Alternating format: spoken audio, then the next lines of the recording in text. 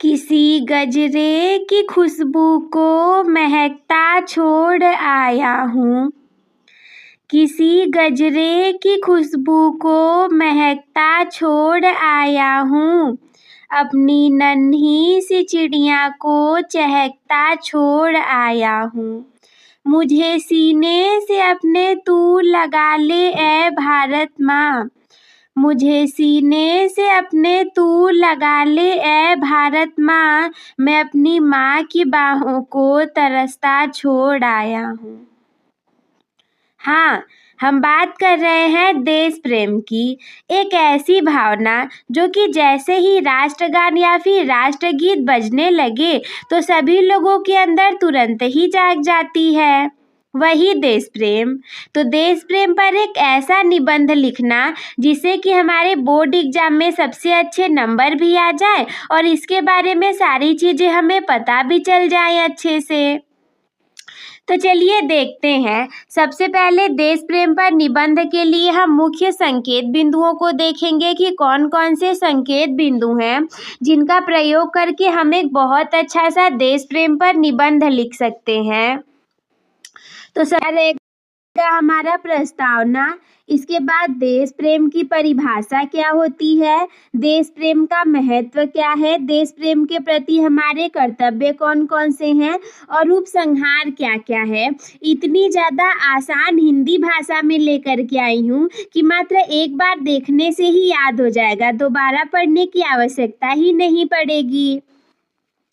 तो चलिए सबसे पहले हम इसकी प्रस्तावना को देखते हैं कि प्रस्तावना में क्या है। जननी जन्मभूमि च स्वर्गादपि गरीयसी, इसका क्या मतलब है, अर्थात जननी और जन्मभूमि का स्थान स्वर्ग से भी ऊपर होता है। जिस धरती पर हमने जन्म लिया, जिसका अन्न खाकर और जिसका जल पीकर हम बड़े हुए, उस मिट्टी के प्रति प्रेम होना स्वाभाविक ही है। देश प्रेम एक ऐसी पवित्र एवं निस्वार्थ भावना है जो कि मनुष्य को अपने स्वार्थ से ऊपर उठ करके समाज एवं राष्ट्र के लिए जीने की प्रेरणा देती है। ये केवल एक शब्द ही नहीं बल्कि एक गहरी अनुभूति है जो कि हर नागरिक के हृदय में बसी होती है। 2026 के इस आधुनिक युग में भी देश प्रेम की प्रासंगिकता उतनी ही है जितनी सदियों पहले थी। हमने स्टार्टिंग में ही बताया ना कि देश प्रेम ऐसी भावना है जो कि लगातार चल रही है सदियों से और वो रहेगी भी। भले ही आज सभी लोग 2026 में आधुनिक बन चुके हों, परंतु फिर भी देश प्रेम तो सभी के अंदर उतना ही है। इसके बाद देखते हैं कि देश प्रेम की परिभाषा क्या है।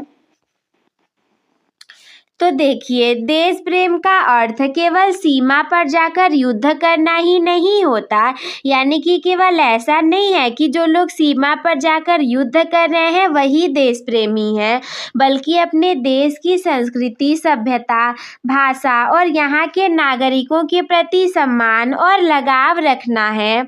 जब व्यक्ति के मन में अपने देश के प्रति त्याग, समर्पण एवं निष्ठा का भाव जागृत होता है तो उसे ही सच्चा देश प्रेम या फिर देशभक्ति कहा जाता है।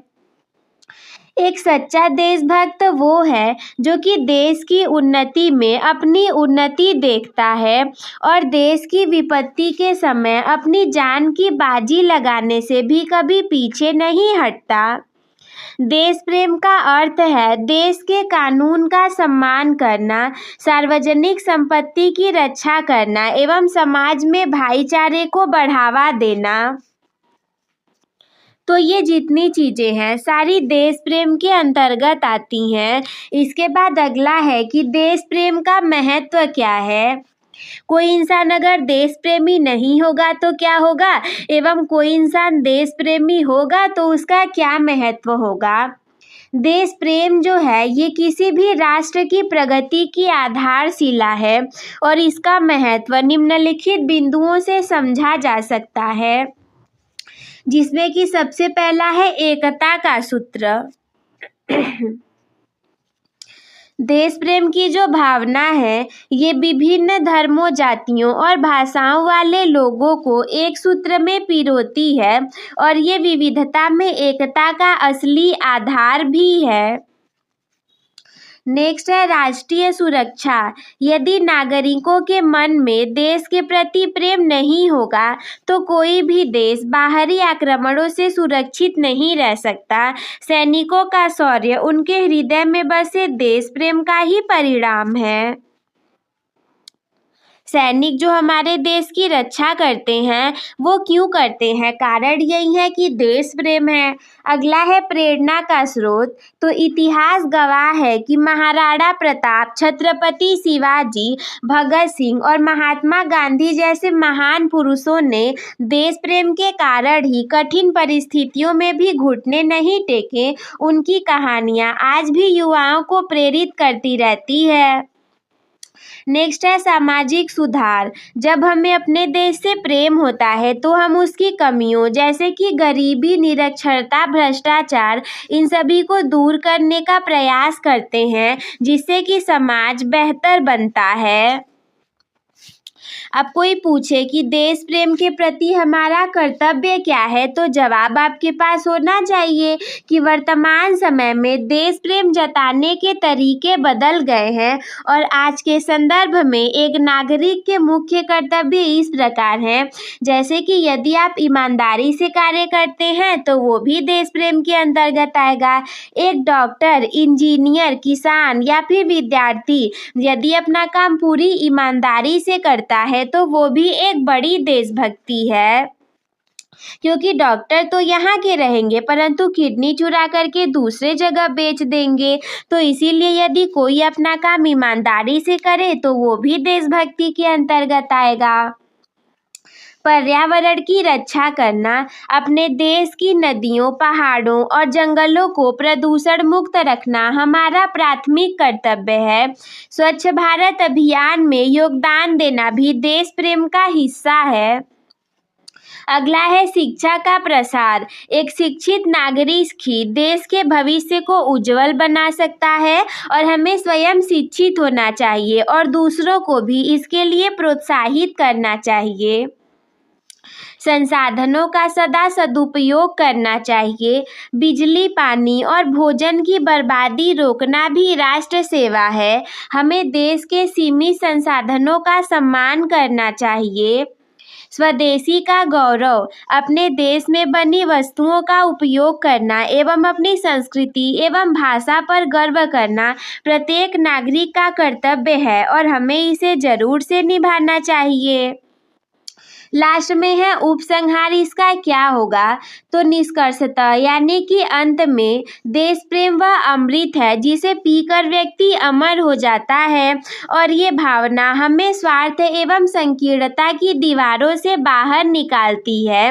आज के इस प्रतिस्पर्धी युग में हमें केवल नारों तक सीमित नहीं रहना चाहिए बल्कि अपने कार्यों द्वारा ये सिद्ध भी करना चाहिए कि हम अपने देश से प्रेम करते हैं। और तो और हमें ये याद भी रखना चाहिए कि देश हमसे है और हम देश से हैं। यदि देश सुरक्षित एवं समृद्ध रहेगा तभी हमारा अस्तित्व भी बना रहेगा। और आइए हम सब मिलकर के शपथ ले लें कि हम अपने आचरण एवं मेहनत से भी भारत को विश्वगुरु बनाने के सपने को साकार करेंगे। और सच्ची जो देशभक्ति है ये केवल बलिदान में ही नहीं है बल्कि देश को बेहतर बनाने के हर छोटे प्रयास में है। तो आई होप मेरे प्यारे साथियों कि आप सभी को देश प्रेम के ऊपर ये जो निबंध है ये अच्छे से समझ में आ गया होगा और याद करने की तो आवश्यकता है नहीं, समझ करके भी आप लोग इसे अच्छे से लिख पाएंगे। तो मैं मिलती हूँ आपसे किसी अगले वीडियो में, तब तक के लिए धन्यवाद। मस्त रहिए, स्वस्थ रहिए, व्यस्त रहिए। आप सभी हंसते खेलते और मुस्कुराते रहिए और साथ में बोर्ड परीक्षा की तैयारी अच्छे से करते रहिए आप सभी।